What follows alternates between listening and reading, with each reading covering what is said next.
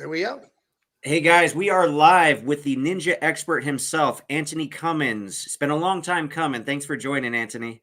Thank you very much. I'm very happy to be here. And of course, remember, don't forget about him, Brian the Beast Robinson, the co-host. Philly shelling it up, man.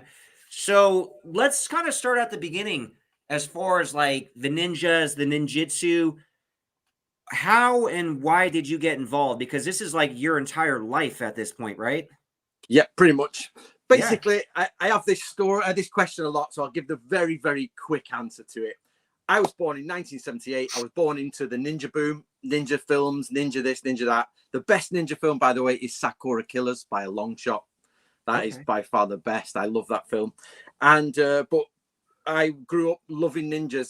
My earliest memories of my granddad saying, "Do you want like them soldiers or do you want these ninjas?" And I must have been about 4 or 5, and I thought, "You how can you not know? I want the ninjas." And then basically I carried on. I joined the Bujinkan, and I was a member of the Bujinkan for years. And then I decided in 2004, I just finished my degree at university. I was going to go train with Masaki Hatsumi, the real ninjas in Japan. So I flew on a plane for a year and got there and was like, this doesn't seem right. That's not right. So what I did is I put together a small team. So I got Yoshie Minami, who's a translator. She's got a translation degree from a very good university. And also Miyako Koyazumi, who does all the old style thingies, writing. And then we've also got a monk involved from Eunji Temple in Wakayama, and he deals with the Buddhist aspect. And together we come together, and basically they will translate, I will interpret, produce, and we all make sure it's correct. And then we produce books like these, basically, and we search Japan for every ninja scroll we can find, and samurai scrolls as well. Nice. Okay, so something you said earlier, there's so much to unpack here. So What was that movie called? Sakura Killers? Yep, Sakura. Oh, come on, you must have seen that. Dude, like I have not, but I'm going to because you said it's the best ninja movie ever. But my question is, like, why? Why is that the best one? Right, if you've not seen it, it's got ghost face killers. It's like every ninja movie back then had a crappy ninja suit from the department store, and they had a headband on, and that was it. These had proper suits made, really good looking, green and red. If you Google it, you'll find it. And they have devil horns on, and they really, it was a really low budget film, but it's high budget for ninja films. The other best ninja film in the world, which I always get asked, is actually Law Abiding Citizen by Gerard Butler. It is about as close as you're ever going to get to real ninja. Let me ask you a real quick question, if you don't mind. Yep. Remember the movie? Somebody I remembered it, but I couldn't remember the name. Remember the show Shogun? Show. Oh yes, yep. The new one's coming out, isn't it? Yeah, you're redoing it now. How close were they historically to the ninja? Totally far off. Way the off. Original one, but so they infiltrated correctly. They did it well. He signals in the window, if you remember rightly. And then somebody opens the door for them, and they come in and they put a spear to his throat and hold him. He's the inside agent. The rest will come in and they use hand grenades, and they start blowing stuff up and locking doors. And that is quite accurate. But they're obviously dressed very... I can get into that. It's a difficult conversation, the ninja suit, but we can deal with that. So it's half-half. But the new one looks superb, except I hope they haven't gone back for the ninja costume with the black. But I think they have. Oh, here's a question, man, because you are a ninja expert. Has any like movie studio producer, screenwriter reached out to you as like a ninja consultant or anything for any film or TV project? I've done Smithsonian. I did 3 documentaries with the Smithsonian Museum, but it was through Urban Canyons. And then I've recently just flown to Canada to film with the History Channel. I've just done the History Channel. But I have tried to get I was on Coast to Coast Radio, America Coast to Coast, and basically this executive phoned up my publisher afterwards and said, get him to write a script. So I wrote this script, but it turns out he was a bit of a shady character in Hollywood, so it sort of didn't go anywhere. But that's a shame. I've still got it sat there. So I'm really annoyed they didn't use me for the Shogun. For Shogun. I'm quite annoyed at that, because I thought they would have done. Bring that back, man. I was dropped from Age of Wars on Netflix because I tend to have done. This is the problem. I see in your comments and all that. It's like Antony's a fake, Antony's a fraud. Yeah, I and see all that comment right here. Oh, Anthony's we king of the can go markers. through all that. You can ask me anything, lads, anything you want. I'll explain it as honestly as I can.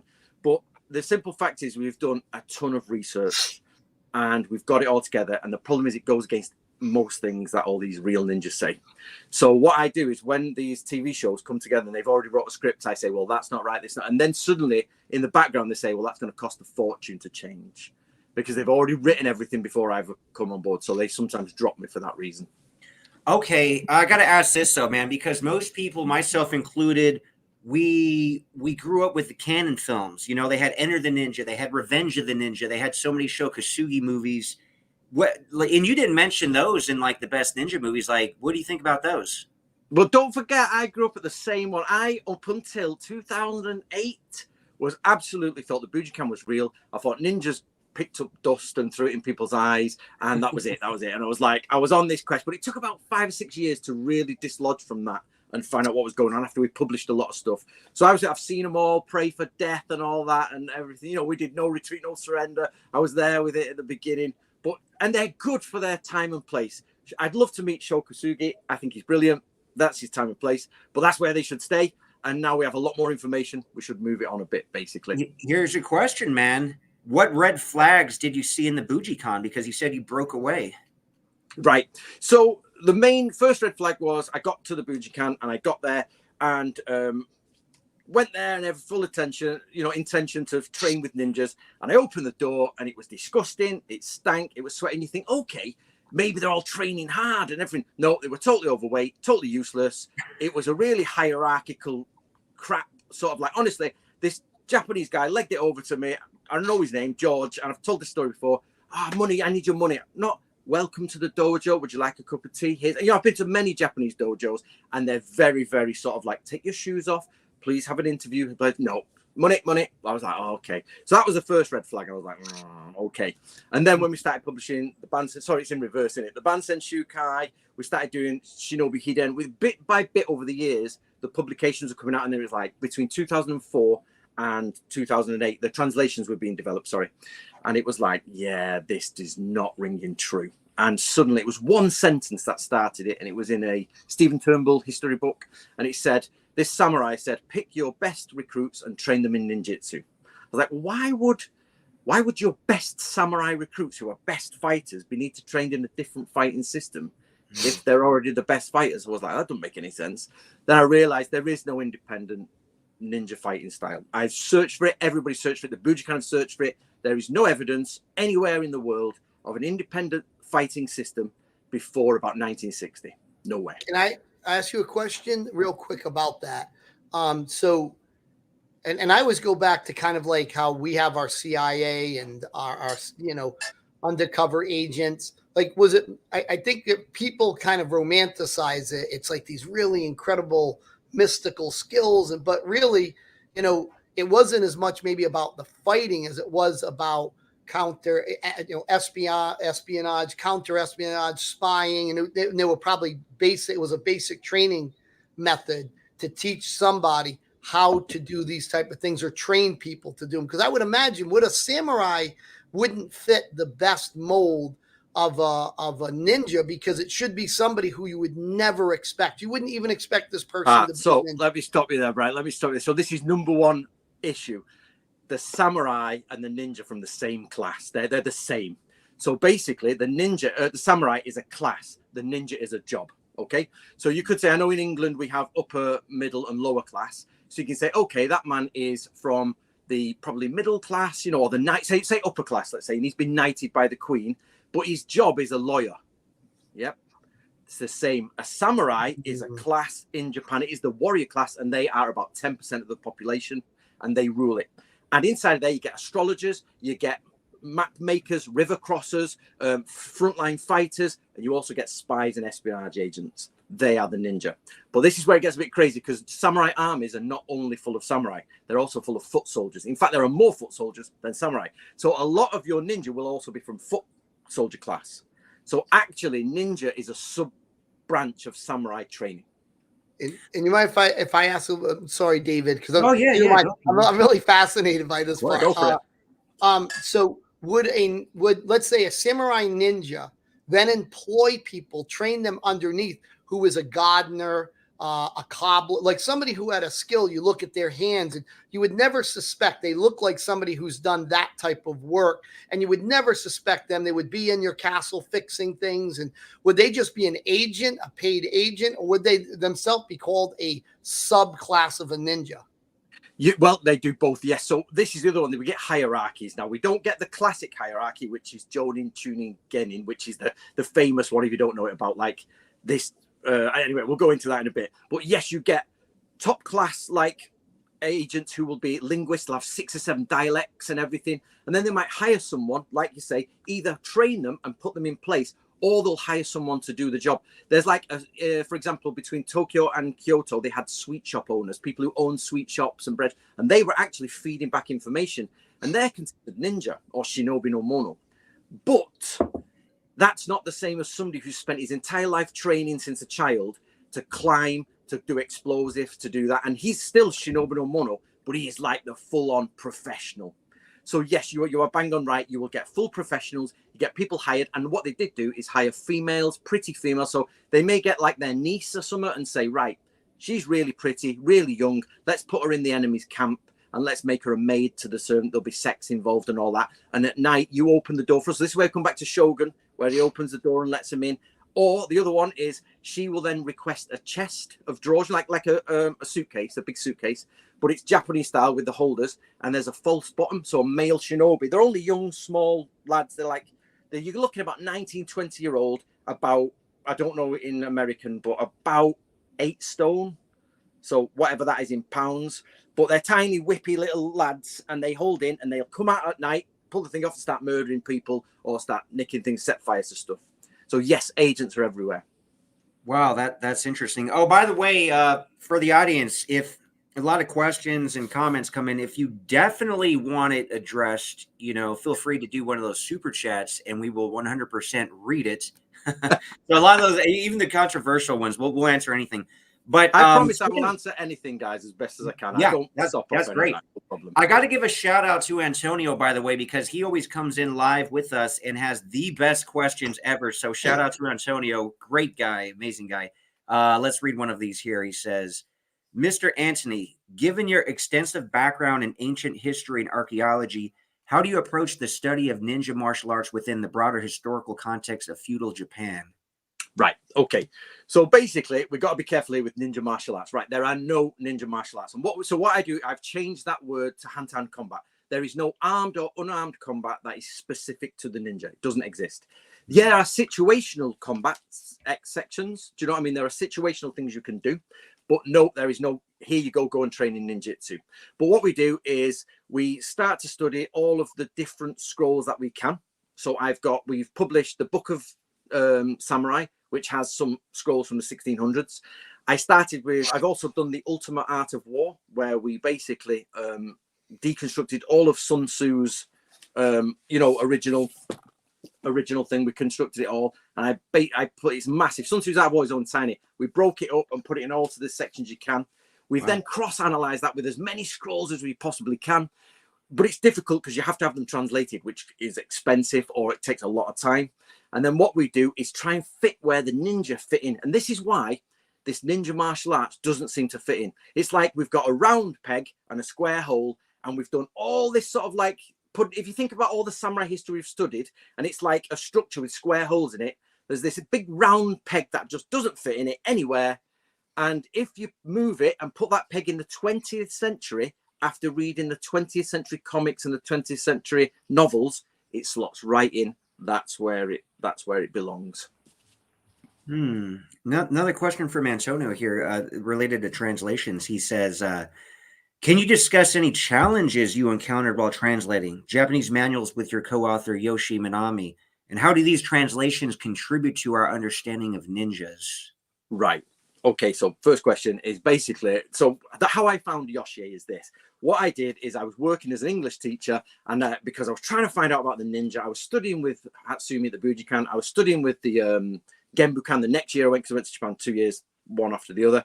And basically I was like, how can I get this? So I was photocopying as many ninja manuals as I could from books that we had, You know, just like you can go and get a history book. It says, here's a picture of the band Senshukai. So I did it.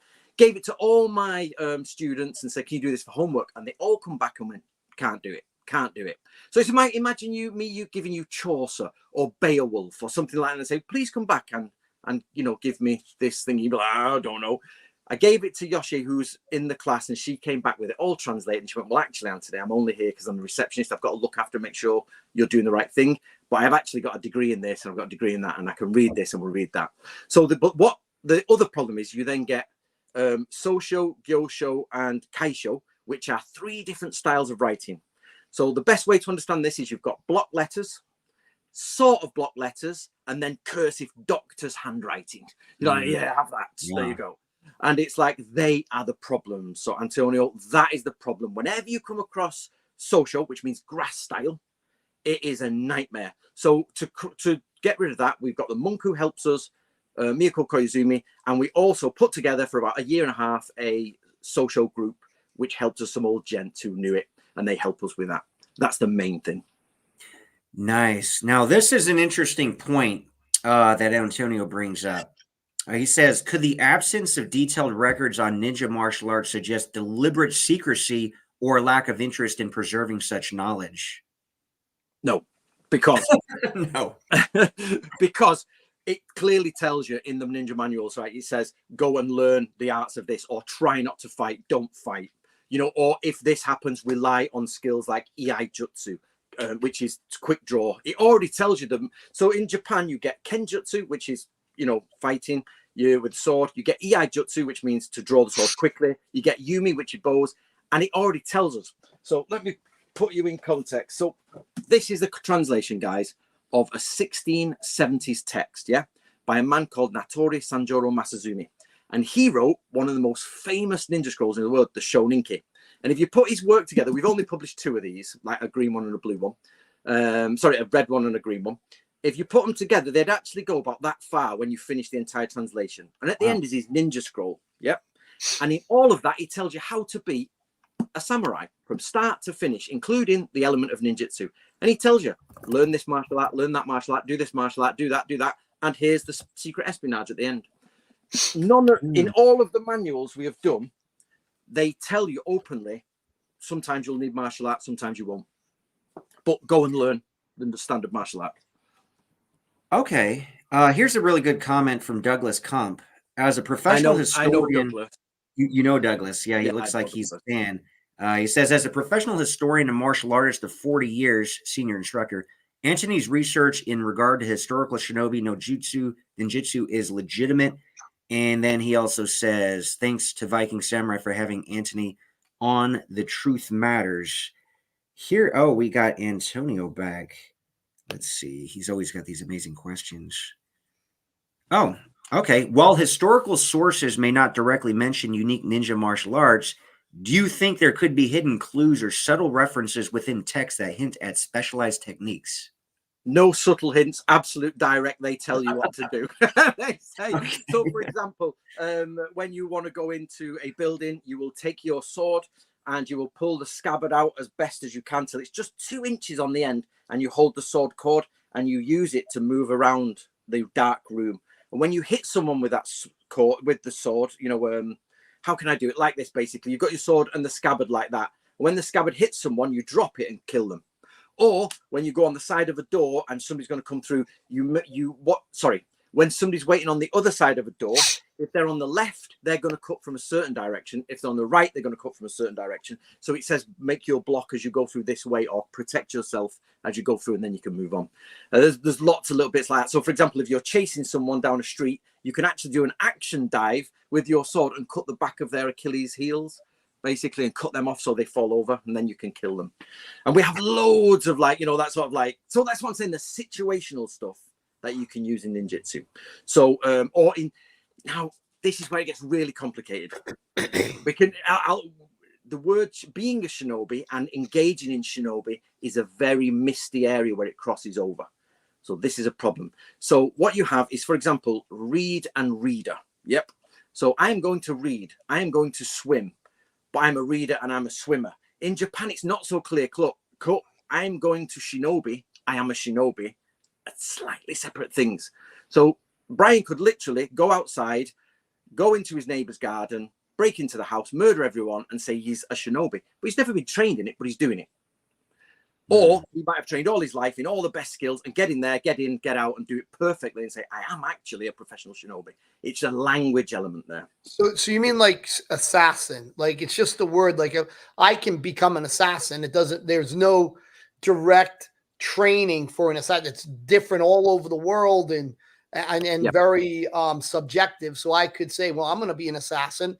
I go to somebody in the mafia. I say, look, I want to assassinate people. So all right, there you go. Go do this mission. Yep. So I kill somebody, and now I'm officially call myself an assassin.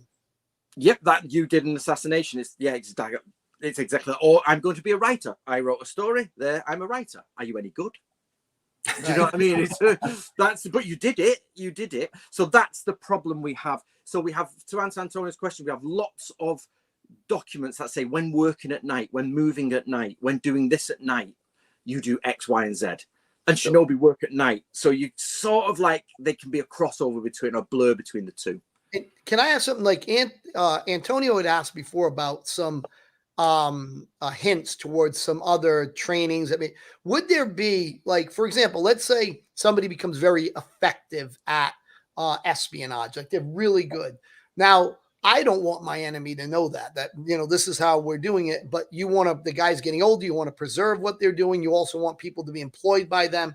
Would there be a secret, like our CIA? We don't know exactly how, the process works. Would they have a training program that was kept secret because things were effective and maybe never saw the light of a book, but was verbally passed down? Is that? Yes, we do have. It's without doubt. So basically, this is those ones where it's the absence of evidence is not the evidence of absence, right? And all that, right? Which the problem is, though, it doesn't always mean because it isn't there, it isn't there. So, for example, last night I got abducted by aliens and they probed me all night. Right. Prove me wrong. Right.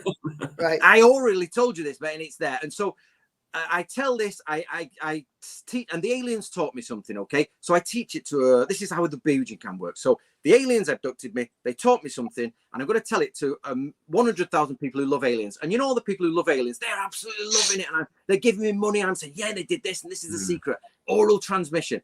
And then 100,000 people say, well, prove it didn't happen. Well, okay, but I can't. I haven't got any way to prove it didn't happen. So you can embellish, right? There's lots of embellishment can come in, because I can just say, well, the master I trained from has passed away, and this is the secret. Now, maybe I didn't train long enough to learn it, but I just start making it up. And then I embellish, I make it more extraordinary. Now I can levitate. Now I can, dematerialize. I know we're caught in there.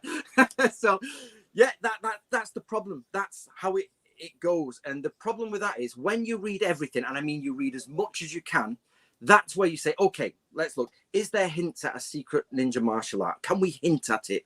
No, because it doesn't quite fit there. It doesn't fit there. So you can never say there wasn't one, but you have to, as a historical research, you have to say, okay, does it fit? And then you look at what they do teach. And then, so what we did with the Bujinkan is we went and checked some of the, so if you don't know, the Bujinkan was started by Takamatsu. And he was born in the late 1800s, and he was around till the 1960s, I think. Now, there's a lot of ninja comics. There was a ninja boom in Japan in the first half of the 20th century. And there's tons and tons of comics on ninja. And literally nearly one of the major famous books by Gingetsu Ito, right, has nearly half of the bloody Bujinkan curriculum in it. And you're like, hold on a minute. Let's put this together. The famous book that was really popular when Takamatsu was a child has loads of the Bujinkan skills in it, but the Bujinkan have been a secret society that have passed this down and only released it in the 1980s. So somebody in the 1930s wrote this book, or the 50s, and Takamatsu could read it and everybody read it, but they passed that skill on in secret and released it in the 80s to the Americans. What? No, maybe he read it as a child and he copied it down and taught it to Americans who didn't really know, because they can't read it. And you'll mind me, Dave, if I ask another question. Because I'm a big history buff, and historical accuracy is important in context. So if, for example, like the word assassin, right, comes, I believe, out of the Middle East, and it was a Hasis or something like that, but no record is really kept of what they did, what they learned. The same in Europe. You know, there was highly effective assassins in Europe, but there was no books and not many books on it, not much writing. So perhaps this is the same with ninjutsu, and it was passed on either through very secret manuscripts that are now gone or verbally passed on. No. That's my point, Brian. They're not gone. That's the secret manuscript. That's my point. I got you. So they were secret, and it says we've passed this on oral tradition. We've passed this. I'll show you how thick this is, mate. Show you how thick this is. That is considered the Bible of ninjutsu. That was written in 1676, and it was a secret document. So imagine the CIA write a secret document, and then somebody finds it, like me, in 500 years, and I find somebody who spoke the language then, and I have it translated, and I work it out. So to go back to Antonio's question, one of the problems is, like, do you use the word musketeer or arquebusier? Do you use musket, arquebus, matchlock, sergeant, lieutenant, dragoon, grenadier? You know, which word do you use in all that context? So those documents are there, and we've translated more. Well, put it this way, right? Why on earth did Hatsumi not translate these years ago? The simple fact is they're very difficult, and if you're wrong, you're wrong. You know, you can be wrong.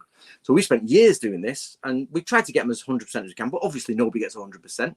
So, you know, that's it. So yes, they did have oral traditions, but those we know. Let me put it this way: there are roughly 300 ninja documents, that are secret documents that are in existence still to this day. And most of them are kept in Mie University. Mie University have them now, but they're kept by the Eager Tourist Board. And they have most of them. But I've collected the second biggest collection in the world, right? And I have about 50. And what we have translated, we've got, you piece them all together, and it says, so they piece them all together, but one was written in 18 something, and one was written in 1638.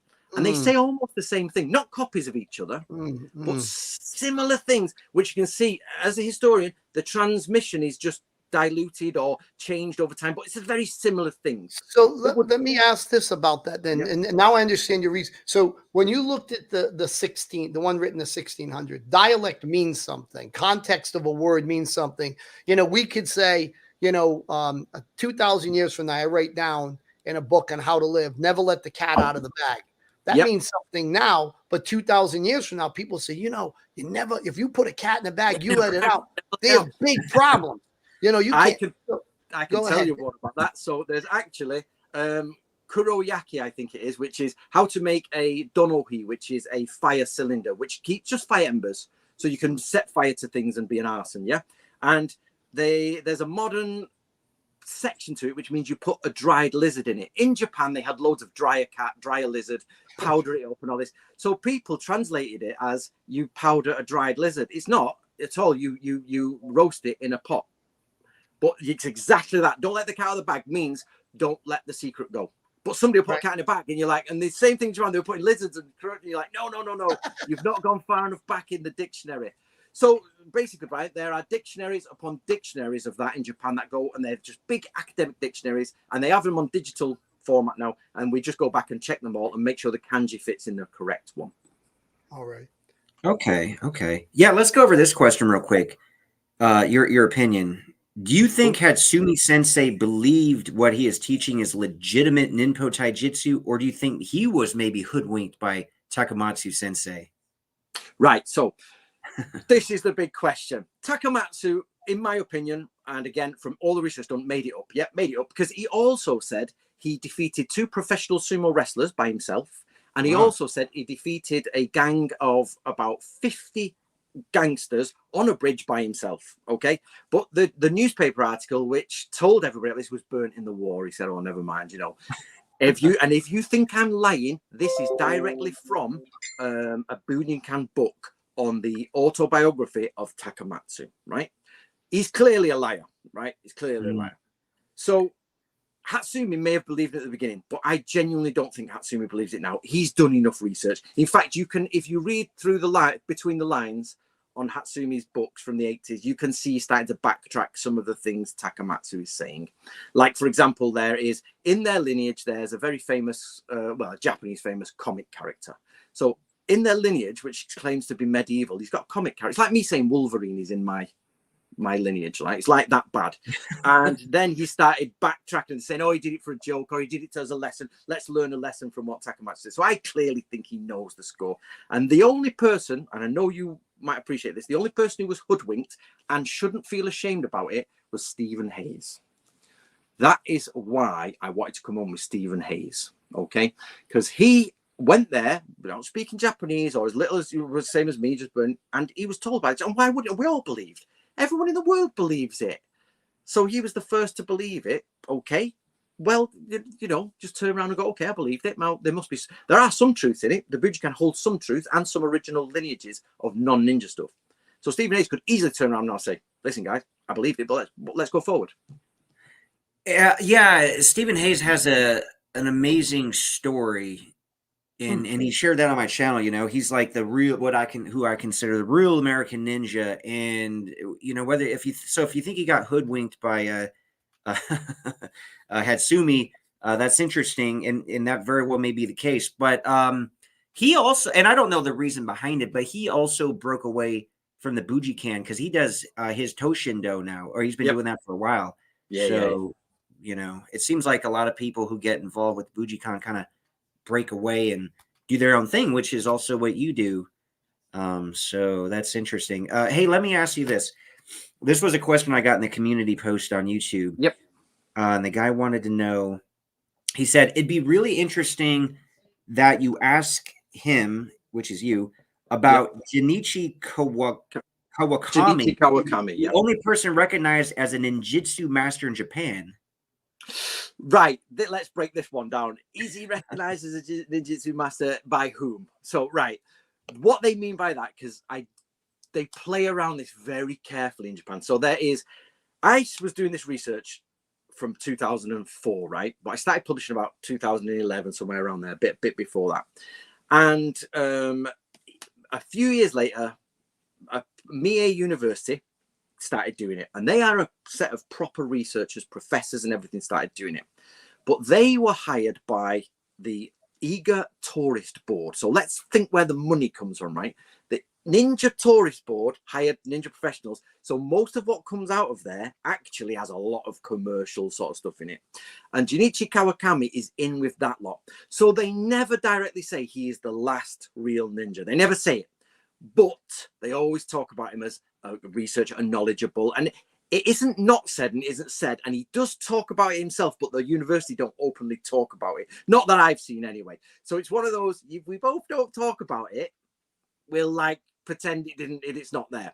But I have met Junichi Kawakami. He bought me dinner last time I was in Japan. He's a very nice man, and he knows a lot about ninjutsu, a lot. I am not going to say everything he says is true, because I sometimes feel it's a bit dubious, but he has access to more records than I do. But like I said, it'll red flag when it doesn't fit in with the overall story. We have a very good overarching story over 300 years, and sometimes it just screams, really? I don't know. Interesting. Here's another really great question from Antonio. Can you share a standout moment from your journey across Japan in search of medieval manuals and primary sources about ninja? Yes. Well, Japan, first of all, is excellent. So I've lived in Japan, if you count my days up in my passport, probably about 5.5 years, maybe. Oh, wow. Years, that's awesome. Something man. like that, around that time. And I have this moment where I thought, this is the worst night of my life, but this is the best night of my life. Because I was in this little pizza place and just eating pizza with this middle-aged lady, and I was in my 30s, and I'm thinking, what am I doing with my life? All my friends at home going partying, and I'm here with these plastic tomato ketchup bottles in the middle of nowhere. And then she pulls out all these ninja scrolls and just goes, right, we've received these, Antony. Then she starts translating, and we're just in a pizza, and oh my God, you're like, yeah, this is that, and that's that. And it starts clicking in, and we're up till 4 a.m, piecing everything together, and you're like, yep, that's why I'm here. So it's just those moments where I wish I could say it was in a temple somewhere. I found it in. Oh, actually, that'd be in the movie version of your story. I can give you one, Antonio. I can give you one movie version. There was a one-day event, which was a book scroll fair in Tokyo, and I was with Miyako Koizumi. I've got photographs of the day, and recently we'd had the social group together doing all the handwriting to check, and they'd been checking this one ninja scroll, which was really difficult to read. And this little old man, like he was in a Disney, out of a Disney fantasy, little like, and he just said, "Come look at these scrolls, come in Japanese." I'm like, I can't, no, it's so expensive. I'm running out of money. No, thank you. There's loads of them. He's like, no. So come and have a look. So I have a look, and there's flower arrangement. Okay. Archery. Okay. There's, yeah, okay. And I pulls this one out, and the front had been ripped. And I was like, I have a look at that, Miyako. I can't read it. It could be anything. I can't read it. Miyako's looking, and she goes, that's the word for torch, and that's the word for what this. She said, this is familiar. Buy this. And ninja scrolls are thousands of pounds if you get one. Thousands of pounds. And this one was $20. And it was just a scroll because the thing, I was like, okay, quick, $20. I'll just go on. Turns out it's a ninja scroll from 1678. It's the one we've been searching for. And it's one of the originals by the original guy. And only recently, 10 years later, I've been to meet the descendant of him and his scrolls. And we've compared all the handwriting and the stamps and the seals. And it's all authentic. And it's so $20 got me probably a £10,000 ninja scroll. Yeah, that's insane. I was going to ask how much actual monetary value, because obviously it has a ton of historical value, but yeah even monetarily, that's probably insane. A collector might pay 10,000, but it's one of those, whoever wants to buy it will pay. It's like if somebody wants it, they'll pay a lot of money. If they've got money, they'll give me money. But if nobody wants it, they don't. So sometimes they don't. Yeah, here goes another cool question from Antonio. What advice would you give to aspiring authors and historical researchers who are passionate about delving into niche areas of history like the ninja? Okay, specifically for the ninja, then you're just going to have to follow. So I know this sounds like a bit full on, but there's only me who's done it, right? That's it. People say, so I never call myself an expert ever. So somebody on your question said, why would I call myself an expert? I've never used that. I always use the term. Oh, so other people call you that, but you don't call yourself that. Okay. No, never. Okay. Simply because I've never met an expert on ninja, but I'm probably, and I'm going to say this openly, probably about the third in the world who knows the most, but not because I'm good, because I bother to care. Do you know what I mean? Everybody else is doing this and doing it with ninja spikes, and I'm actually sat there reading it and putting it together.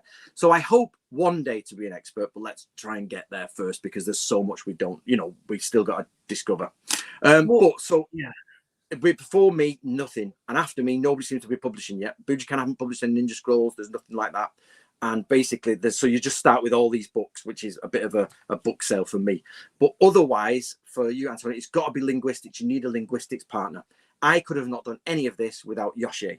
But Yoshi could not have done any of this without me either. She'd just be sat there. I've seen ninja scrolls just typed up. I have got loads of ninja scrolls typed up, just sat there. And until we publish, they're nothing. And the only person who can get that done is me, and put it together and put the story together.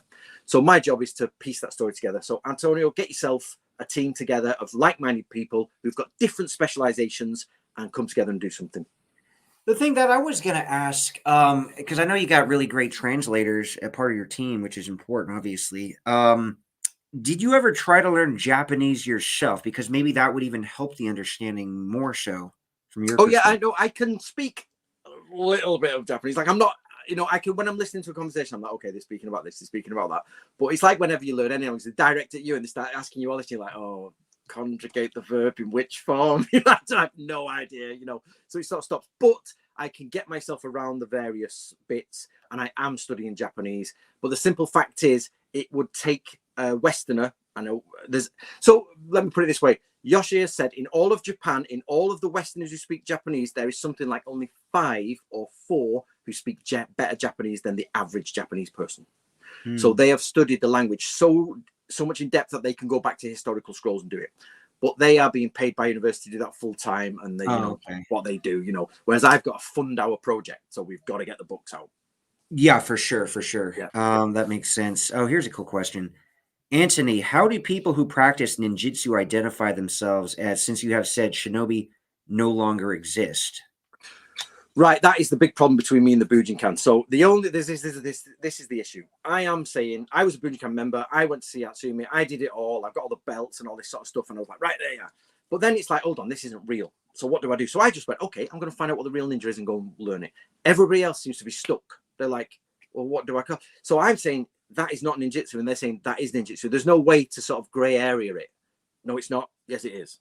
That's why the problem with Stephen Hayes was like, we're only just going to say, yes, it is. No, it's not. So that's why I say, let's go around that and do something different. But so most of them now do one of two things. They say, I hate you, Antony. You're an idiot. You don't know what you're talking about. You're an idiot. You know, you're useless. And they just use insults. They never come up with any structured thingy. And the other one is they say, well, I understand, Antony. I'm going to believe Hatsumi and follow your way as well. Or they'll say, I know that's fake, but I enjoy it. And that is the best answer you get. It's fake, Antony, but I enjoy it. Okay. Let me be clear, though. Let me be clear. I don't mean the martial arts is not reliable. I mean, it is not historically identifiable. I have met many hard people in the Bujinkan, many people who would break your legs for you and give you a good kick in, but because they're pretty hard men anyway. Sure.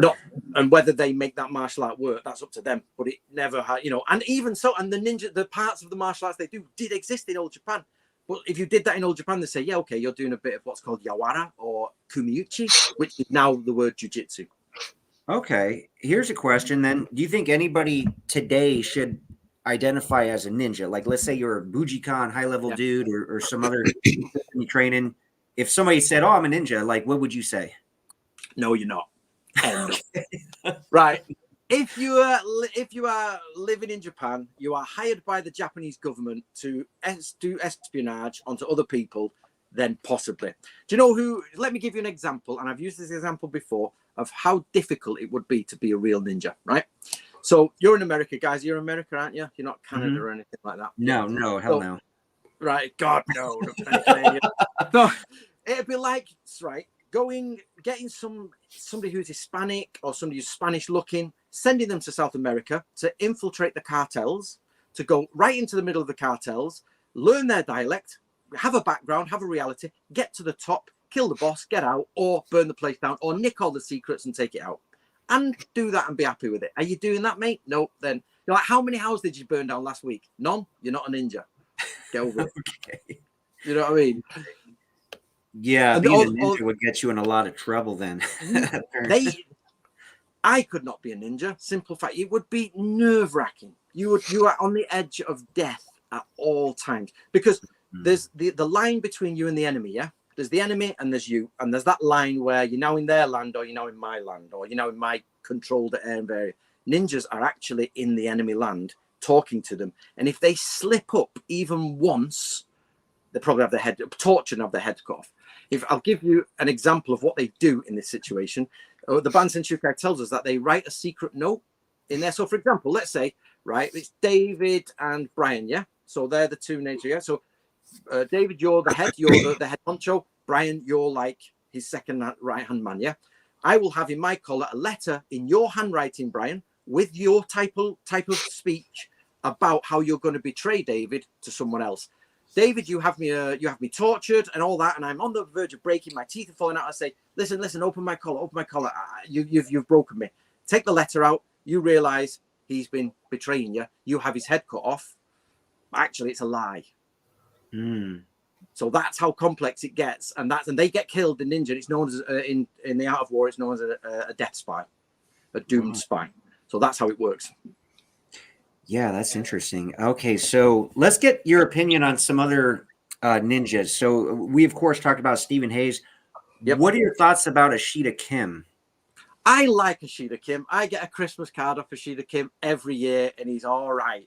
But yes, I'm going to be honest with you. All of them, every ninja master out there who says there's a ninja, I've changed my word. I used to call them fakes, but I don't do that anymore because it really gets their back up. So I call them claimants.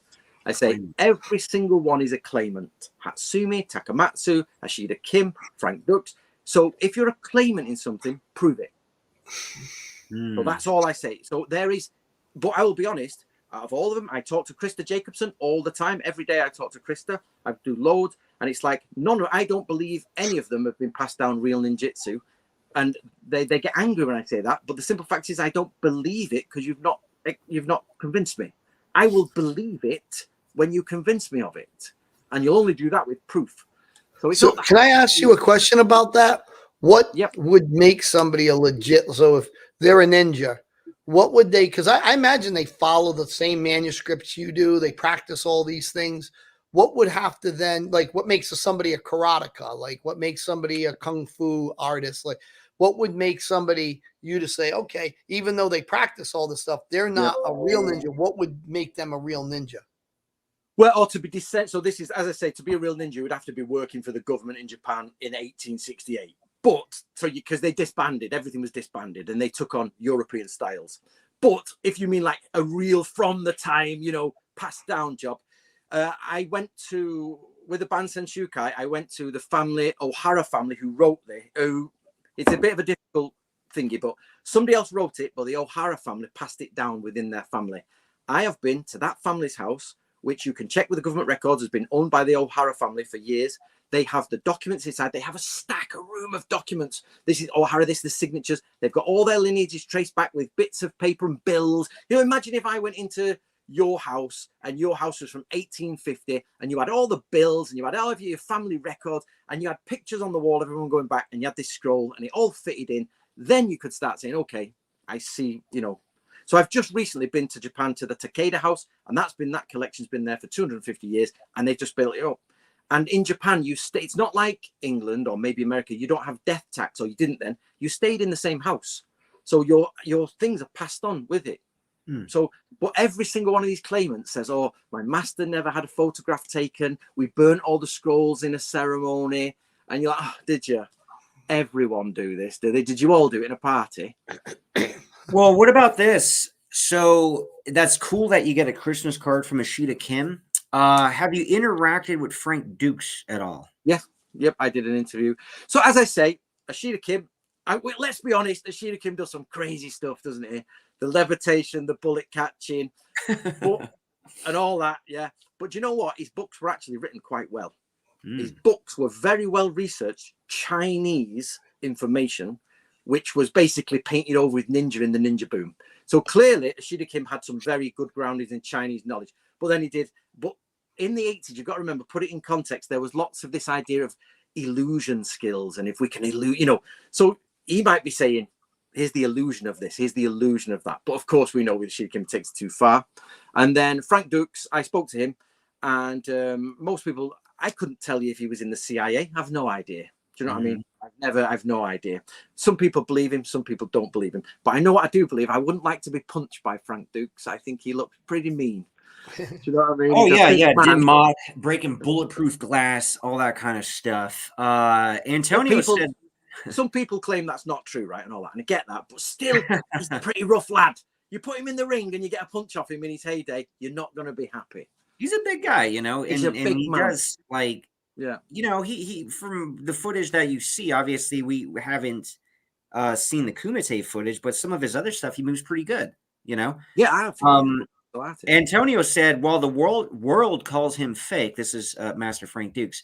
Master Frank Dukes is training hundreds of thousands of soldiers in Mexico and South America.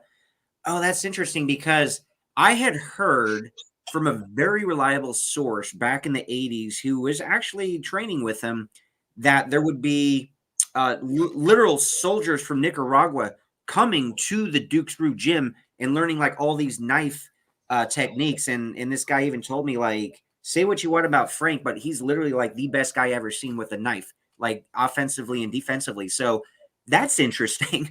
And then you find out about who's the guy. They always make fun of Senzo Tanaka, saying there's no historical record, but there is actual documented record of a dude named Senzo Tanaka in that area at the time where Frank Session was. Now, I don't know if they ever crossed paths, but there is evidence that that dude did exist. So there's some interesting stuff with them. And also, oh man, there's so much about Frank, man. So much mystery. Like the guy, one of the guys, by the way, I'm not going to name him, but he told me about Frank Dukes and training with Frank Dukes instead. And he's even questioning whether, the CIA or the Kumite stuff's real. But he said, like, what the guy can teach, like, he significantly improved my martial arts, which was kind of, interesting. And that's what got me very interested about Frank Dukes, because people give me a lot of crap. They're like, oh, how do you believe him? It's like, I believe some of this stuff. I mean, I just like anybody else, I don't know if it's all true or fake. You really can't prove it at the end of the day, unfortunately, but the guy is very interesting. And, he did legitimately have martial arts studios. He did teach people. People do vouch for his training. So You know, he didn't just like make stuff up. Obviously, he had to be taught by somebody. Well, that's the one where you differentiate the question. Is he a talented or, a skilled person versus where did he get that talent and skill from? He could have totally got it on his own, gone and studied, and then made up a backstory. It doesn't stop him being talented or skilled. Just means the backstory is not true. So you've got to ask, for me, what I want is historical validation of where the ninja were. So for me, it's a no-go with Frank Dukes because there's no proof, no anything. It stops there. In fact, that's part of my larger problem is all of these people. I visited Hatsumi, I've taught, Frank Dukes, Ashida Kim, there, it doesn't go anywhere. And then I realized when we did the study of the manuals, by the 1800s and the 1900s, it's really changed. Even I don't believe any of the, like the Koryu today, the swordsman, samurai swordsmanship and all that. I don't believe any of them really fight the way samurai actually did. I'm now on a new quest to find the truth about samurai martial arts. And what you think we know, we don't really know that much. And what they tell you is right in Japan is now provably not correct. Okay. One last thing I want to say about Frank Dukes, because as you had mentioned earlier, like being a ninja is like a job, right? Yep.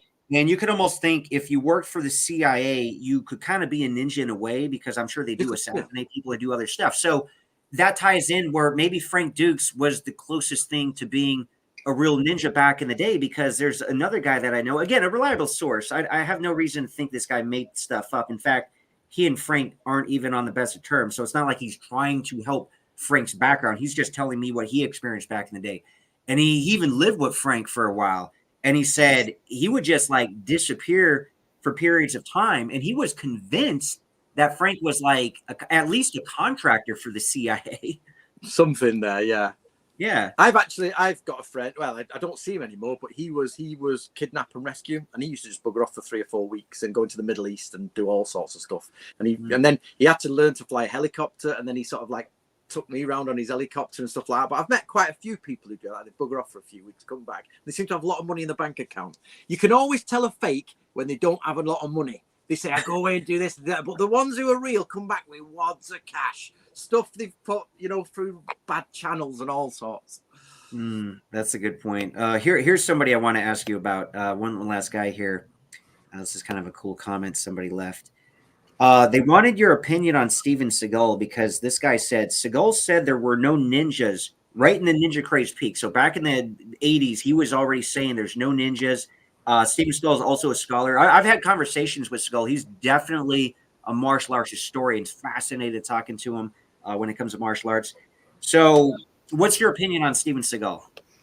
Well, first of all, I don't know why Steven Seagal has not messaged me about the video I made about him. It's my highest ranking video. It's 2 million views. Oh, really? Steven Seagal, yeah. I gotta watch this video. Yeah, it's only this video. This is like years ago, like 12 years ago. I mean, I'll send it to him, man. Yes, send it to him and tell him where is, I supported that. Now, to get Seagal, of course, in his later time, he's not done the best, has he? He's not done the best. He's like his weight problems. He's probably said some crazy things and all that. But there's one thing you can't take away from him is he went back in the 70s, I think it was, trained in Japan. I think he might have spoke Japanese. I don't know how long he stayed there. So fluent. Like he speaks way more than just English and Japanese, multiple languages. But his Japanese people say you would never know you were not talking to a Japanese person. Like that's how good he is. So what annoys me about that is he went back in the 70s and he learned Aikido so well that the Japanese, he gets up on television and before it all becomes, and one of the major things they say is, oh, he's massive and they're small. You're like, it's Japan in the 1970s. There are no big guys. What do you want him to do? Go and pick a big guy out of the crowd, the sumo wrestler? It does my head in. So can Steven Seagal really do Aikido very well? Extremely well. I think he's an excellent Aikido. Is Aikido realistic? That's another debate. So when you talk about Steven Seagal, it's like, did he do well in his career? Did he push it in the right path and keep the correct way? I would say no. Was he amazing when he was younger and really go do the things that everybody else wished he'd have done? Absolutely. Was he good at Aikido? Very good. Is Aikido reliable? That's a whole new story. Because he kind of evolved into, Tenshin Aikido. Aikido is a whole other topic that's very popular, that and ninjutsu, of course.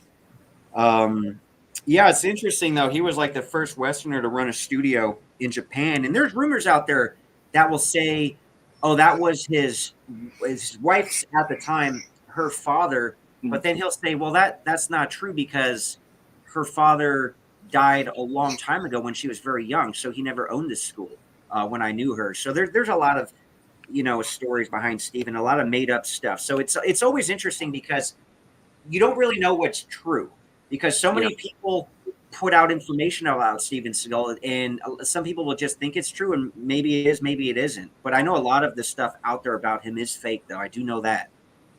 Yeah, and well, that thing about the father and the dojo, he was no way he'd just own a dojo. Probably, it probably is part. You don't in Japan. There's a different culture. You just don't go out and do that. Like in America, you'll set up your martial arts dojo. You will live and work with someone, especially in the early days, and whoever his master was, he will be there. And there's a transition. So in Japan, there, especially in the samurai world, it's a transition of power. So whoever's this shogun doesn't die, and then the next person becomes shogun. They retire, and they let the next person be shogun for as many years as they can live. And then when they die, there's no dispute. The same in martial dojos. They transition slowly, and so it keeps rolling forward. Okay, here's a question from Antonio.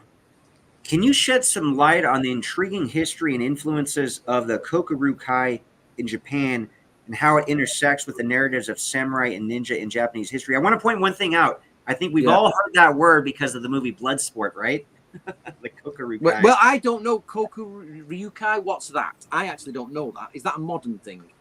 Oh, Antonio, please please enlighten me. It might be a modern organization, which I have no idea about. I've ignored them for years. Kokuryukai. See if Antonio. See if he comes back. So could you say something like the history and influence of the narratives? No, yeah. So basically, you'll have to explain what he means there. Oh, Black Dragon Society. Oh, right, Black Dragon Society. Okay. The Black Dragon Society, there are, for people watching, listening, as far as I'm aware, there are two. There's that one he's talking about, which is, I think, a political activist group from the 20th century, I think, or from later samurai period. So they are, if I remember rightly, Antonio will know more than me on this. It's probably political groups assassinating people, getting involved, things like that. So this is you're going down Yakuza and all that sort of stuff. So I wouldn't. I'm sorry, Antonio, I cannot answer that. It's outside of my. I think there is historical context too with World War II. There was a lot of talk about the Black Dragon Society, and there was a lot of monitoring that they were going to be sabotage and espionage groups, and there is stuff like that. But I'm thinking, I was originally thinking of the other Black Dragons from Count Dante. That's why when you like the Black Dragon, you divide the two. You got Count Dante, and then you've got the right-wing political group. Okay, so let me simplify Antonio's question to a broader one. Did the ninja and samurai affect the Japanese military and those things afterwards? There is absolutely zero evidence to say they did. In fact, we have documentation that says the ninja are now ended. We've given it up. We know from the Nato Ryu who do the Shoninki, they said we've just given it up. We've stopped. There's no point. Western systems are far better than Japanese systems. The Japanese dropped everything Japanese and picked up the German, French, and I think English systems. And we have documentation from Fujita Seiko, who worked in the spy school in World War II, and he said all they did about ninjutsu was maybe a couple of hours lecture on the history of it from the different manuals. But beyond that, they were learning how to bug telephones, bomb railway tracks, modern Morse code. It totally changed. Okay. Hey, Nathan, he's asking thoughts on Stephen K. Hayes. We discussed Stephen K. Hayes. So anybody catching this later, of course, you could always watch these after the fact. Go to the live tab on YouTube and, just start at the beginning. We covered so much amazing stuff. I do want to say, though, on Stephen K. Hayes, I think Stephen K. Hayes is in the best position out of everyone, all of us. He has got the best. He's got access to Japanese speakers. He's got the fame, and he's got the time now to do a really solid new project on anything you want, historical ninja. Speaking of which, and I've seen him posting this on Facebook because I follow all of his posts, and he started, or if he hasn't started, I know he's starting his own podcast. So he'll probably really go deep in a lot of this stuff, which is really cool. Let's see. Oh, right. Hey, let's talk about. Well, let's answer this one. Stephen Hayes is rich. Yes, he is. Because, and I'm not. Do you know why? Because I wasn't writing ninja manuals in the 1980s. If Stephen Hayes had got the Bansen Chukai translated in the 80s, he'd have been even richer. And if I was there at the time reading his books, but too young. And now, so this is the other thing, what really annoys me, and the Bujikana part to blame to this, well, not wholly to blame, let's be honest, is they have made the ninja ridiculous. So their martial arts have now made the ninja ridiculous, and everybody says, "Oh, they can't, they're horrible, ninjas crap." And now nobody's interested in samurai. But I'll tell you one thing: if you meet a real samurai, you would be horrified at what they do. They are. You wouldn't want to meet a terrorist today, yeah? You would never want to meet a samurai. They would be horrific. You remind me, real quick. There's something I want to ask you when we're done. It's a little off the ninja topic, but once we're done, I want to ask you something because you're a history buff. Of Japanese history buff. So I have one question. I'm curious as to how you'd answer it. But that's off the record, right? No, it can be on. There's probably people out there. It's just a little off the whole, off the ninjutsu. But people would probably be really interested in. Okay, we'll save that one for a minute. So timing is everything, and so of course, the ninjas boom the 80s. Stephen did very well with his books. You got to be doing pretty well yourself. You got quite a few books that Nope. You do this for a living though, right? Yep. And I may as well go work at McDonald's. So okay, well, that's sad. But guys, buy his books. To be fair, I am not funded by anyone. I have some students, but the simple fact is the ninja boom, the samurai boom is gone. Everything now is MMA and cage fighting. And when people do come to me, they go, "Antony, teach me about the ninja." And I'm like, "Well, here you go." And I teach them how to track the stars, how to, smell out poisons or check poison. And they're like, "What do I do with that?" And then after 5 minutes, they're like, "Okay, I'm going to the MMA class." So Yoshi has to work full time. I luckily don't have to work full time, but I just scrape in a living. And everybody thinks I'm a millionaire because we did the Bansen Shukai and everything. But please buy the books. It would be nice. Now, where can people get these? But the Miyamoto Musashi, let's talk about. Basically, Amazon is the best place, guys. Leave me a review. Get them on Amazon. Don't worry about it. You get it cheap. So it's best for you, because you get it cheaper from Amazon, and I get pretty much the similar price at this end. So don't worry about it. Just go and get it from Amazon wherever it's cheap for you. Okay. Yeah, let's talk about Miyamoto Musashi. Right. So did you know? So nobody knows how the samurai fought. There is no record anywhere of how the samurai fought, a realistic record, before about the year 1600 and around there, maybe a bit later. For almost half of samurai times, we have no idea how they fought. And Miyamoto Musashi says, and he writes in 1643, nobody fights like we used to. Everything's changed. And he's not the only one. He says everybody, the samurai have changed how they fight, because that year 1600 is the divide between the warring period and the peaceful period. Yep. And he says everybody now doesn't fight properly. It's showboating, and that's all they do. Okay. Hey, Brian, what was that? You got me curious, man. That question. All right. I'm going to share the screen here. I got to show you a picture, and then I want to get your. I must admit, I don't know a lot of Japanese history, modern, but I'll try. You probably know this one. I think this one is kind of an interesting one that everybody knows a little bit about, who's interested in some paranormal history of Japan. So I'm going to show you a picture here. This here. Okay. Yeah, right. What are your thoughts on this? I'm just fascinated about people's opinion who know Japanese history. I've had it checked, and some people think it's a boat from Russia. Okay. That's because Russia, if people don't realize, Russia and Japan are about that close. So they are really, really close. And in fact, Japan went from, so going back to, just quickly go back to the military bit, Japan were a samurai nation, and within about 45, 50 years, they annihilated Russia in the Japanese-Russian War, in a full military modern war. That's how much they changed. So a few people think this is a boat from Russia that came over, but it looks like a spaceship, doesn't it? Yeah. That's gotta be it. It looks like a spaceship.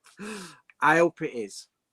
Yeah, me too, man. That'd be way cooler. I would love that to be a spaceship, because, But the problem is medieval art is often not very good. But that's also not great because the Japanese can draw boats very, very well. There, I've seen them; they can draw their boats. And some people claim it's from Russia, but it's just one of those mystery things. It's like there's the two green children that turned up in an English forest somewhere. That's like right. years One ago. died Yeah. and the other one lived, and I think changed to normal color or something. Something like that. Am Yeah. I correct? Yep. Something like that. One, yeah, that one's there's some quirky things in history, but that one's always kind of intrigued me a lot. Well, they were from a different dimension. That's right. Yeah, the green one's from a different dimension. Yeah. My missus loves aliens and her brother. We all live in so we're doing up some barns at the minute. So we're renovating 2 barns with her in-laws, and that's how, I have to do that in the day and work on my books at night. And her brother loves it. I mean, every story about bloody green aliens and the lot. You know why? Because it's like our escape from reality, that there's something more, something bigger and greater than ourselves, and it's aliens. Before it was fairy rings and gods banging things in the sky. Like there was something greater, but technology has kind of narrowed things down, and we got to have something greater than us. So it must be technologically greater than what we are. So we're fascinated by those things.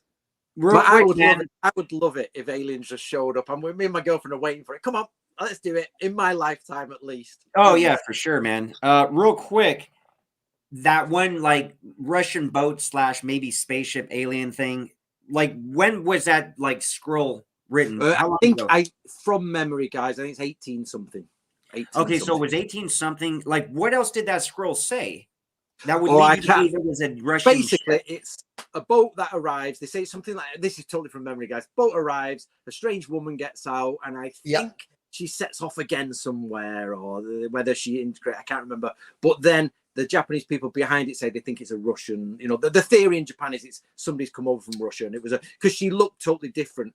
But again, they know what Russians look like. So this is the other thing. Everybody says Japan was isolated. It wasn't. That's a total lie. It was integrated with all of the world. It was doing a lot of trading. Yeah. There was a lot of trading going on between. So they knew. And the other thing, she had a box that she carried with her that she wouldn't let anybody see. And then she spoke a language none of them are familiar with. And remember, they were trading with Russia and China and Korea. And so they had an idea.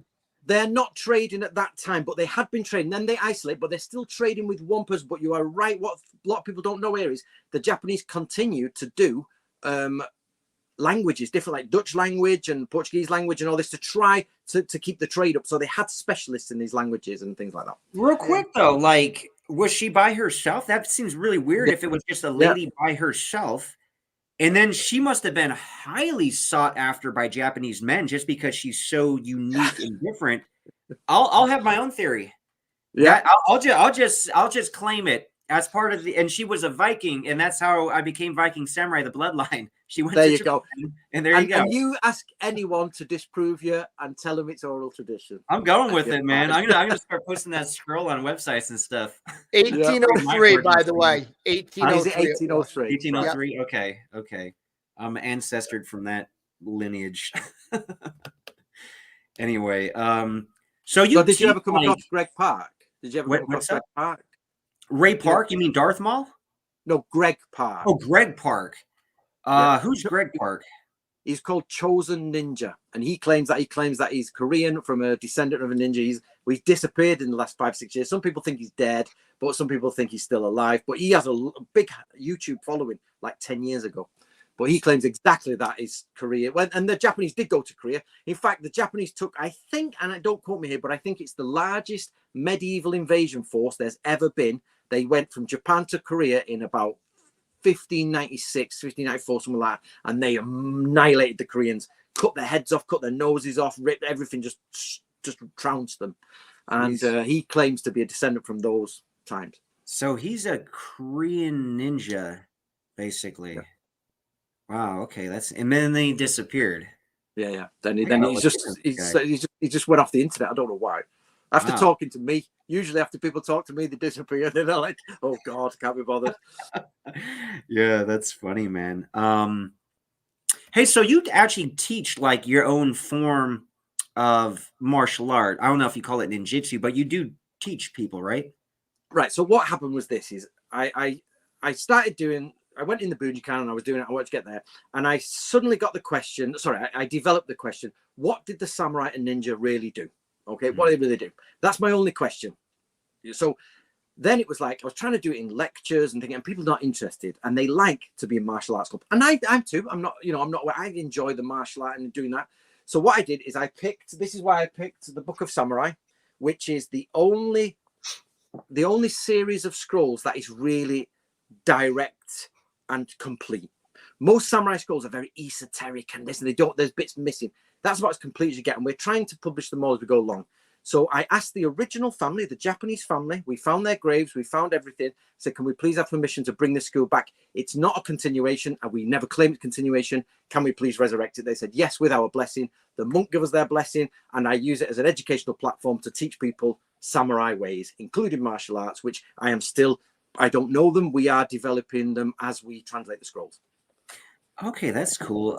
Shout out to Haywood Jablomi for the $2 Canadian. Thanks, man. He said, I mentioned Chosen Dean Totomo earlier. Cool. Awesome. So basically, Dean is a guy. Dean was a massive Bujinkan person who sort of like not critic. He was in the Bujinkan and he used to go against me loads. He went against Krista and he just disappeared. Him, Greg Pike, both just get off the internet. But I think Dean, his job took him off because he became a lifeguard or something, or Coast Guard. So I think he had to tone it down. Okay. Ghost of Yoshimitsu said, Jason, Antony thinks he may have passed away. Oh, okay. So he's talking to this other guy, Jason Wong, who said, what do you think happened to Chosen Ninja? Okay. So you think he passed away.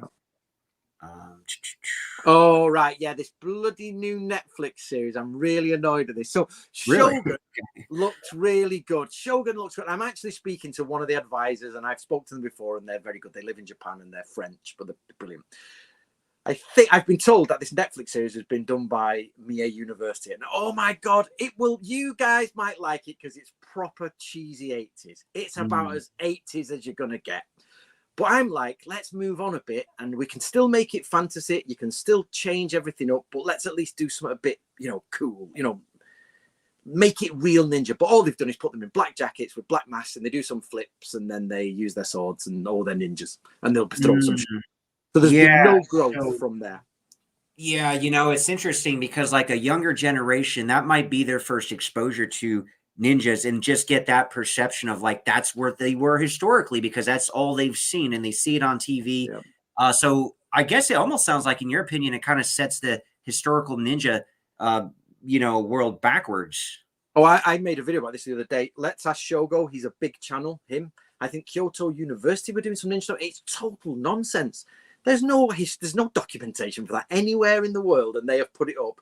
And this House of Ninjas, fair enough, it's just a fictional thing, but why? Oh, Iga Tengu, he's a very talented craftsman, Iga Tengu. He makes all the ninja tools and everything. He's a good lad, him. Okay. Okay, this guy said, hey, why do you all think that the idea of the historical ninja has declined and the modern fantasy image has consistently come back? It seemed there are still a few groups of fantasy and historical. Yeah, okay, so this Netflix show kind of really does that, right? So all them channels I've just mentioned, the Netflix show, it just comes back. And the only thing I can say is it's the James Bond theory, is that if you put a man in a tuxedo and give him a martini glass, you've instantly got something you enjoy. Everybody recognizes it. Everybody loves it. You know where you are. You're comfortable. Off you go. Whereas it's same with ninja. You give someone in a black suit with a black mask and a sword on the back, off we go. I'm enjoying this. Let's go.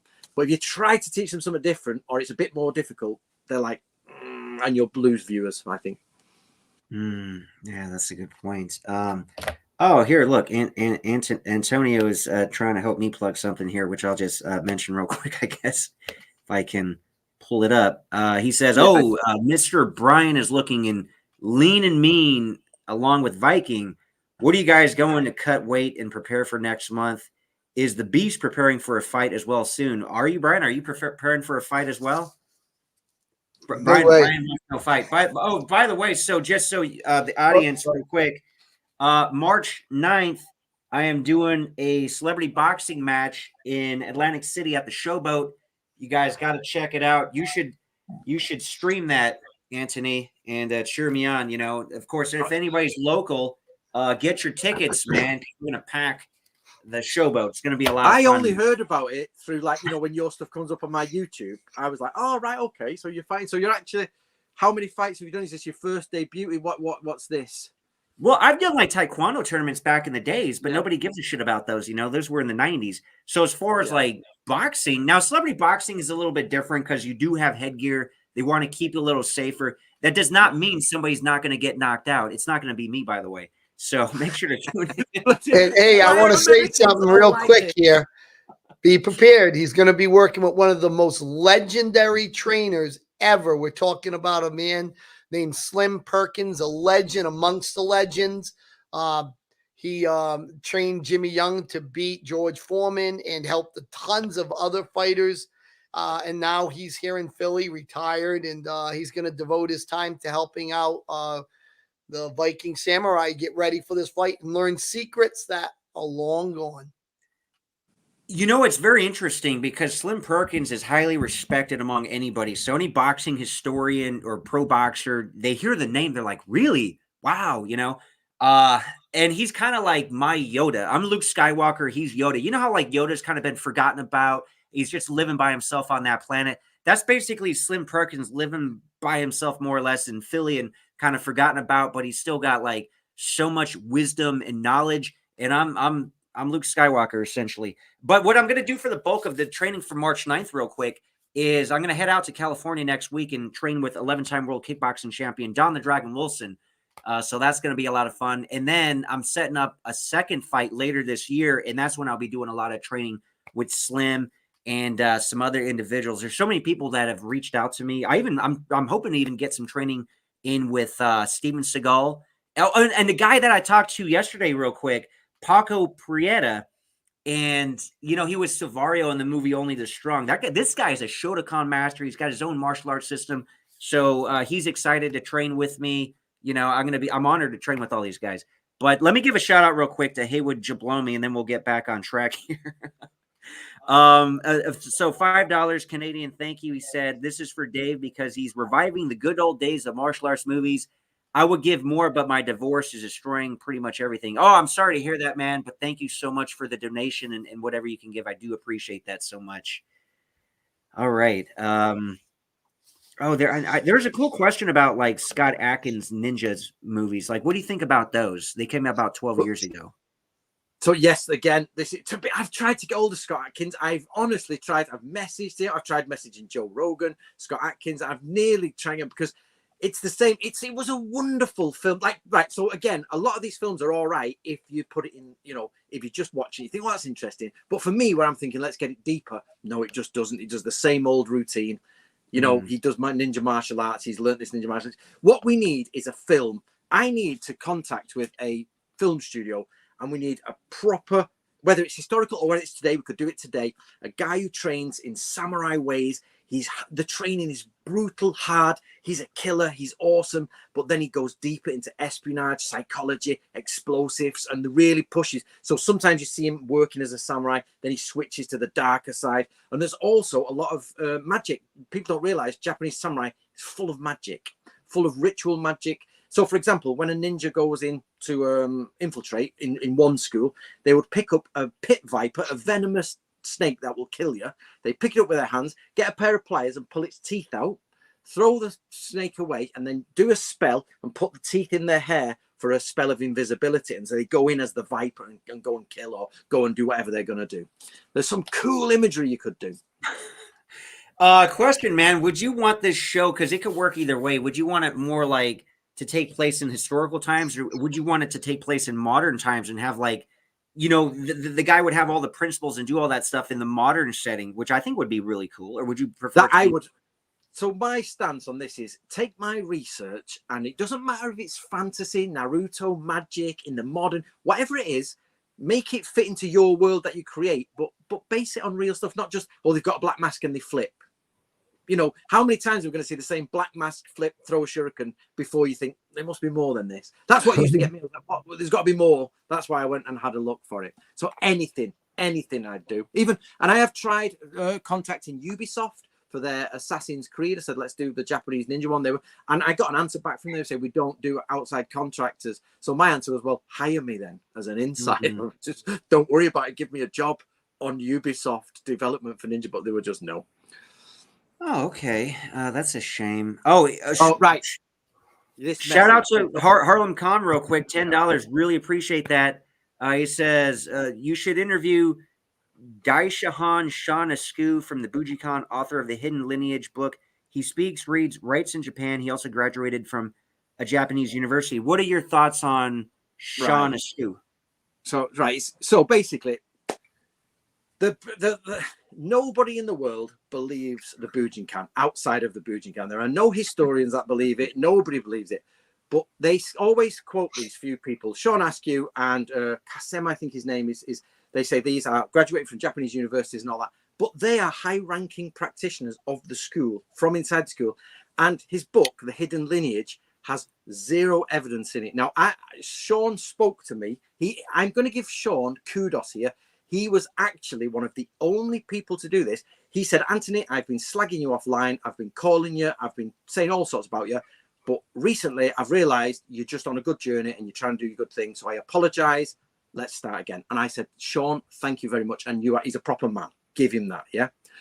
But he is doing it from his point of view. And I'm doing it from my point of view. I have got stacks and stacks of translated documents. This is my proof. Here you go. When you ask the Bujinkan and Shawn, where's your proof? Zero. You ask any of them. So here's another question for everybody who's listening from the Bujinkan. Have you ever been to Japan? If the answer is yes, okay, you've been to Japan. Have you ever met Hatsumi? Okay, you've met Hatsumi. Have you ever seen the scrolls that he possesses? Yes or no? Do you speak Japanese or have a Japanese speaker there? Do those scrolls say the word Togakure Ryu on them? Are those scrolls written before Takamatsu, the 1960s? If the answer to that is yes, you're the only one in the world who's got that information, because nobody anywhere has got it. So let's find this proof, put it on the table. There are loads of books supporting Bujinkan, but it's by their own people telling you this, and maybe they did that, and maybe this happened, and so this, and this guy was that, so maybe that, and it's that, and you just go, where's your base proof? So I'm sure you guys know this, but there's something called confirmation bias. You have a story, and you want to prove it, so you find something to prove your confirmation bias. Yep. That's not how history works. You already start out with the conclusion. You're just finding the evidence. The other 80% of stuff. Oh, that doesn't align. We'll discard that. And if you strip down everybody in the Bujinkan, all of these people, as nice or as evil as they are, some of them are horrible people, then they forced one guy into suicide. They forced one guy into suicide who was disabled, and he died. And that is still out there. It still messes with my mind. I think, you little buggers. So, and they basically, you say to them, right, put your cards on the table. What evidence of ninjutsu do you have before 1868? And the reason we use 1868 is that's when the samurai stopped. The answer is no. Do you have any before 1920? No. Do you have any before 1950? No. 1960, maybe you're starting to get it. Zero. Okay. Here's a question from Jason Wong. There were stories of Shokasugi saying he was trained as a ninja, but in more recent years, there appears to be a U-turn made, and he is only really trained in karate and maybe kendo. Thoughts? Yep, he wasn't. But the simple fact is if you're a movie star doing ninja films, why wouldn't you say that anyway? As a political, as a great marketing, as advertising marketing move. That's an amazing marketing move. You can always turn around later and say, no, it was just part of the hype of the film. Don't worry about it. So I think Shokasugi is a legend. I do genuinely like Min. Do you mind if I give a quick shout out to my old classmate? Since we knew each other since kindergarten's in here. Hey, Paul Mason. Good to see you, brother. That's awesome, man. You kept in touch that long, Yeah, I think he's now retired from the Army. Did 20-something years in the U.S. Army. So congratulations, brother. Okay. I think that's it's him at his house. Did you ever serve with him in the Army?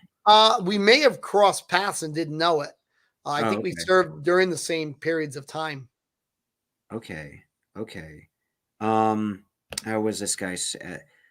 We need a ninja movie Mount Rushmore. Okay, so top 4 ninja films. I know you got Sakura Killers as one. How are you going to round out the Mount Rushmore of ninja movies? Right, I'm gonna give you some crazy ones here. So let's get right. So Sakura Killers is by far it's proper cheesy, right? The other one is, which gets close to the feel of it, even though it's really, really, really bad. I mean, like bad for cheesy bad. And that is Ninja Apocalypse, which was this woman. I can't even know if you can find it anymore. But the opening scene is amazing. She has this venomous snake in a jar, and she pulls out this venomous snake, and she's putting the venom on the blades, and she's, you know, really handling it. And you're thinking, yeah. And she sort of goes in the garden, and it was cool. But it was Taiwanese film, I think, or something really bad. You know, I don't even know if it's available anymore. But then I'll give you two non-Japanese ones, and that is, or ninja ones, and that is, as I say, Gerard Butler's Law-Abiding Citizen, because he's a thinker. They say to him, so he's a military strategist. He works outside of military regimes. So one example is he creates a piece of technology that is a wire inside a tie with a motor. And when he puts it on, it chokes someone and it kills them. So nobody could get close to this guy. So all they did is sell the tie to him, to his, like, whoever buys his clothes. And when he puts it on, and it's like high tensile wire. It's just a story told in the film. And it's amazing. And the other one, believe it or not, which is weird, is the new film called The Northman, which is about the Viking. Have you seen it? No, but how is that a ninja movie? Right, so it's called The Northman, and it is amazing. And it's got a very famous actor in, but I don't remember his name, but he's Swedish, and he's ripped. You will love this, right, guy? He is ripped, and they got the most ripped guy, and he basically, somebody kills his father, his uncle kills his father, he sort of goes off and into fighting in another place, and he has to go back and kill his uncle, right, when he's older. So he goes on this serious plot of revenge, and he has to disguise himself. He has to break in, use ancient magic. He uses a sacred blade to get there, and he puts himself in the enemy camp. He then uses psychology to make them all feel that ghosts are getting them. And it's just like, if you put that in medieval Japan, it's the perfect ninja film. Wow, interesting. Yeah, it's just the fact that it's Viking is like, you wouldn't think it was, but the setting is just the only difference.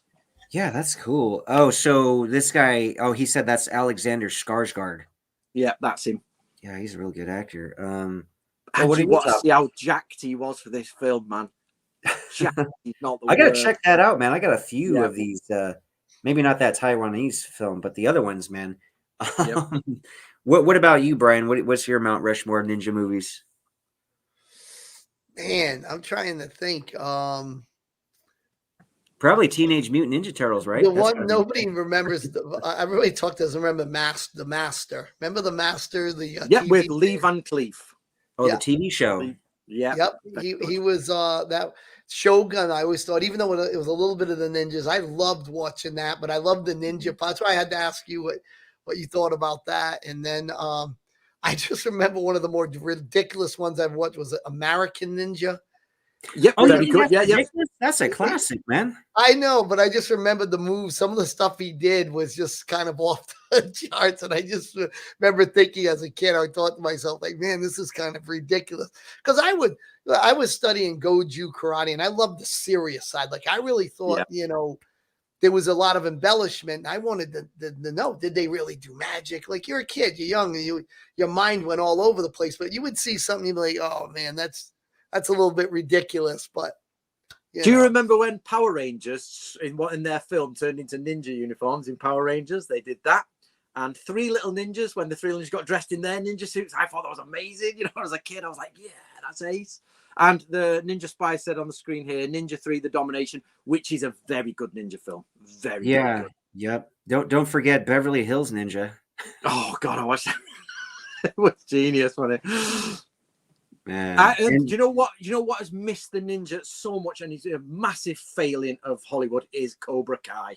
Why on earth has Cobra Kai not brought in an old ninja master to go? They're bringing everything 80s back. Why not the ninja? They should bring Stephen K. Hayes on the show. Yeah, yep. They hire me to basically do the background. Get them all on. Do whatever you want. Stephen Hayes. Put the ninja people on there from the 80s and just do it. You know what I mean? Anybody who sort of like was an 80s martial arts star, pull them in like the Expendables, but it's ninja time. Now, do you make movies at all yourself or no? No. Because you wrote a lot about Sun Tzu, right? Yep.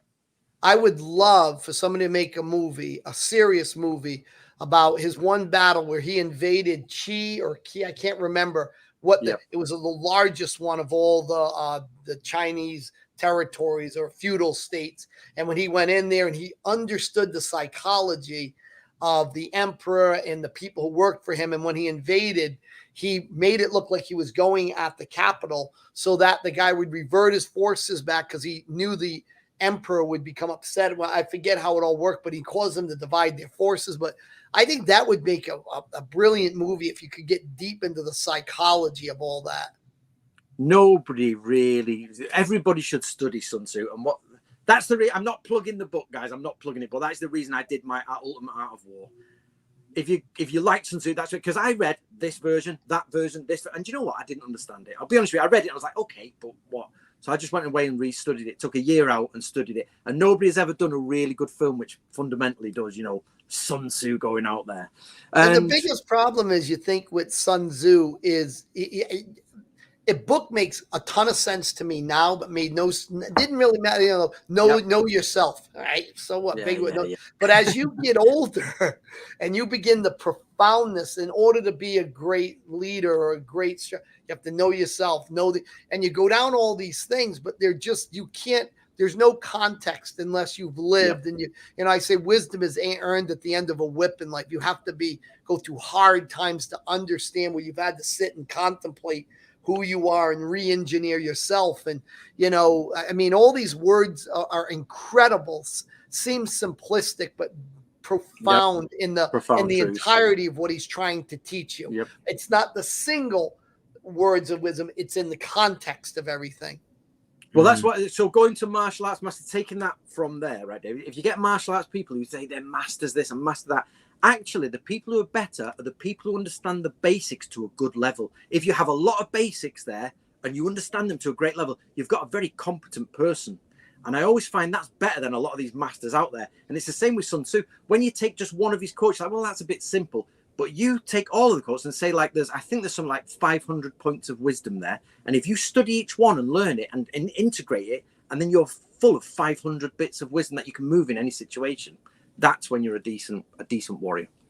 Yeah, that makes a lot of sense. Sorry, the guy on the screen saying The Last Ninja. Yep, I remember The Last Ninja.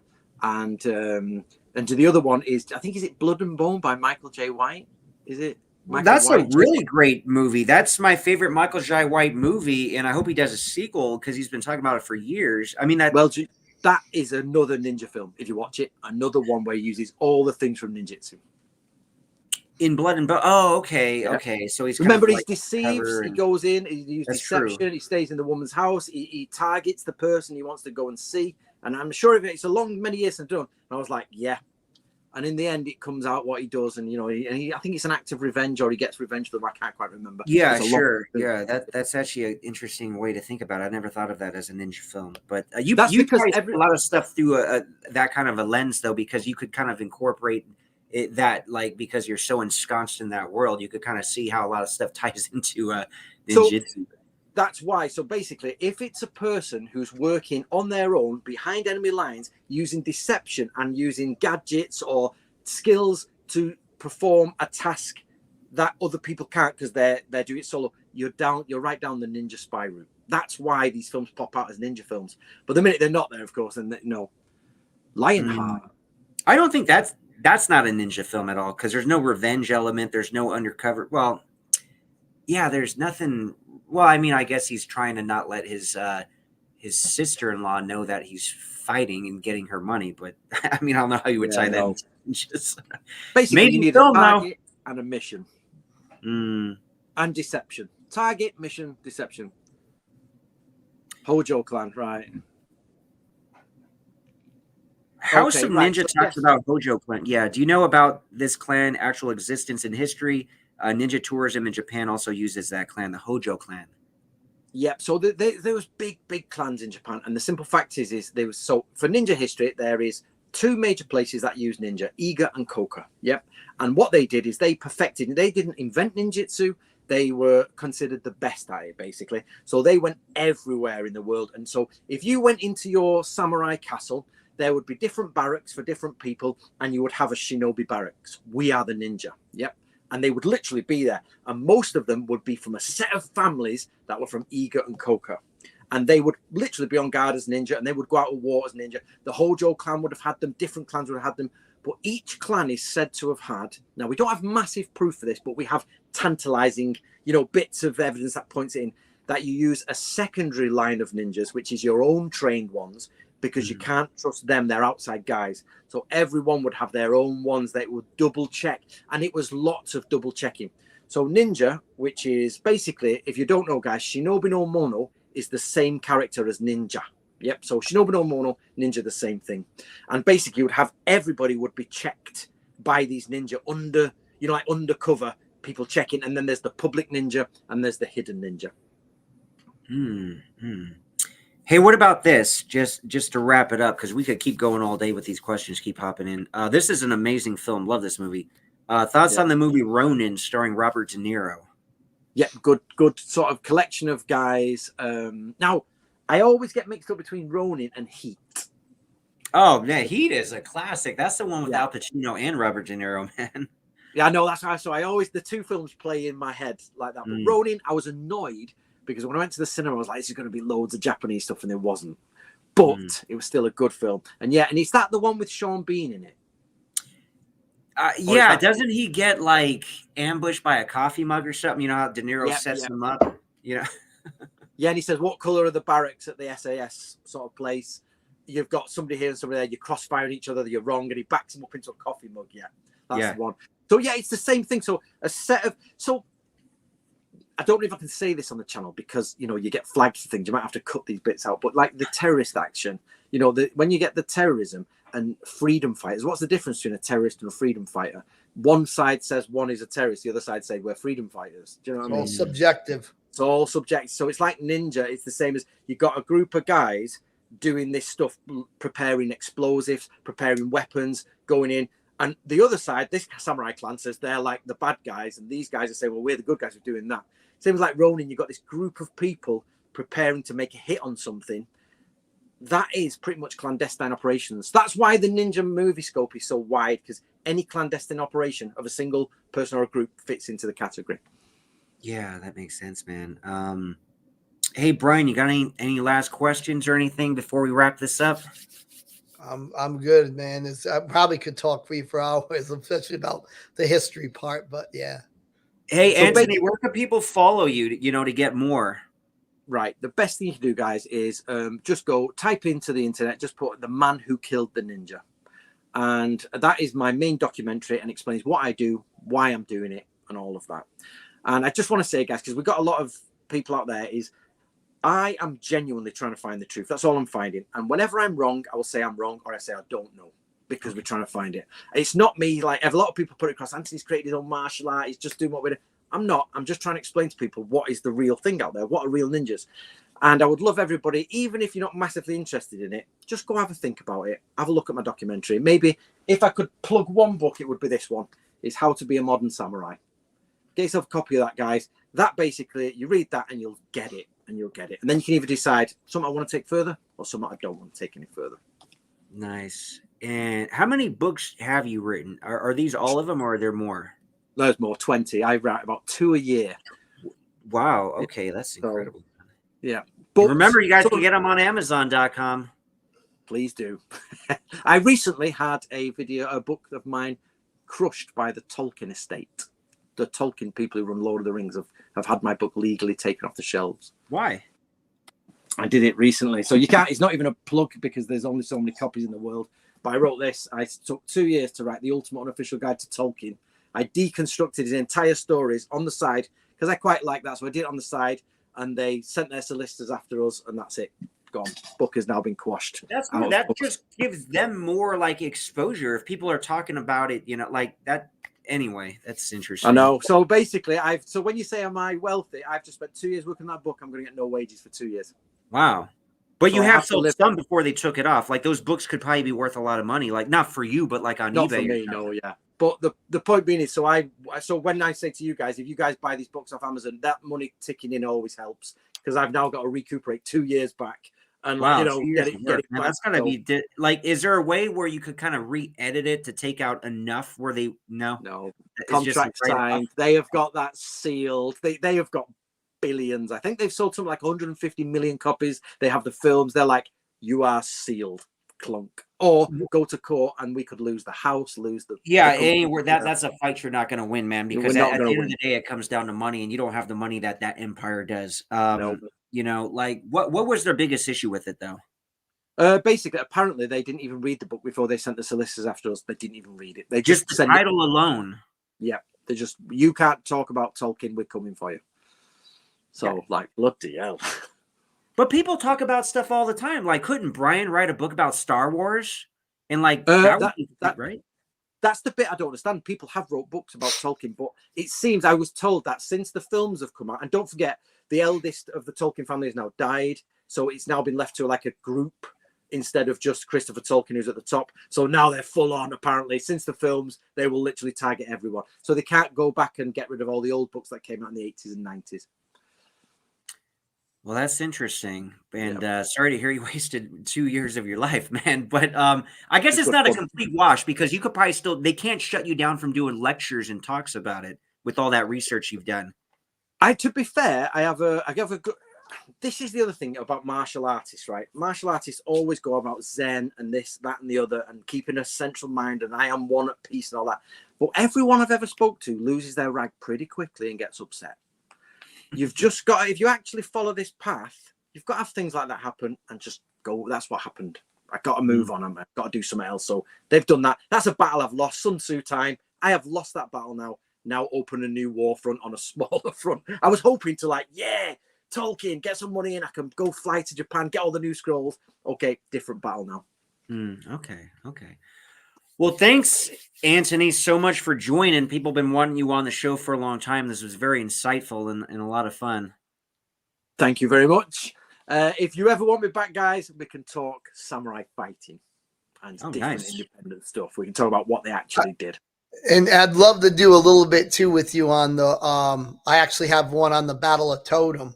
I don't know if you ever studied that, battle injuries and stuff. Nope. I'd love to know a lot, you know, how much you've studied on the battle injuries that people sustained from the samurai sword. Yep, I can give you the quick answer. Is mainly stones.